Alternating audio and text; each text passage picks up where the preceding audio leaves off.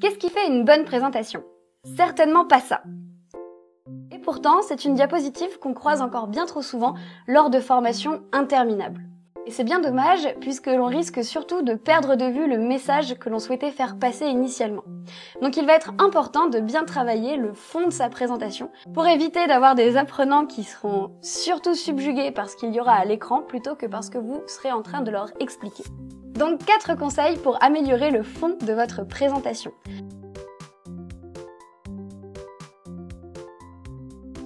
Premier conseil, essayez d'être organisé et clair.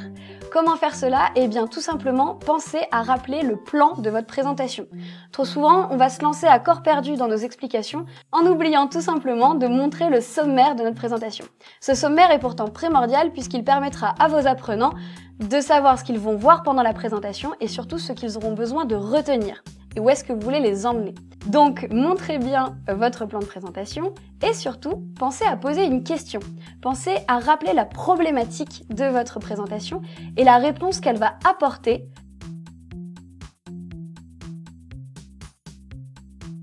Deuxième conseil, pensez à être concis. Trop souvent, j'ai entendu dire « Ah oui, mais alors attention, ne pas mettre plus de tant de diapositives dans votre présentation. » À vrai dire, on s'en fiche, mettez autant de diapositives que vous le souhaitez, tant que vous respectez cette règle très simple. Un message par diapositive, sinon vous risquez de perdre vos apprenants. Tout comme on a tendance à vouloir mettre des tonnes de listes de points primordiaux à retenir, si vous mettez plus de 3 points, encore une fois, vous risquez de perdre vos apprenants. Donc quand vous faites ces fameux bullet points, eh bien, pas plus de 3, sinon au bout du 4e, on ne sait même plus ce qu'on devait retenir pour les 3 premiers.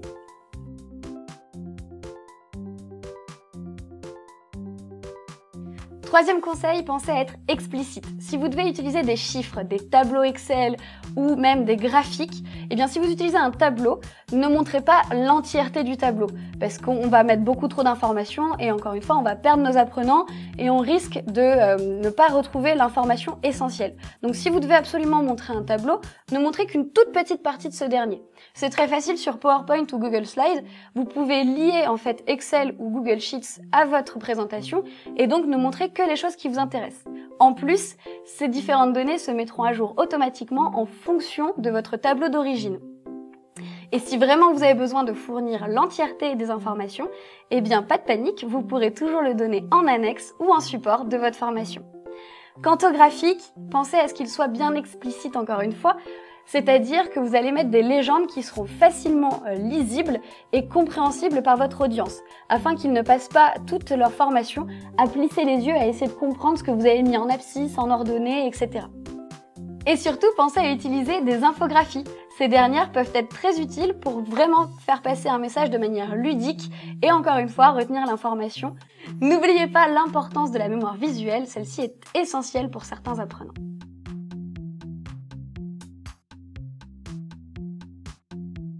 Dernier conseil, soignez votre conclusion.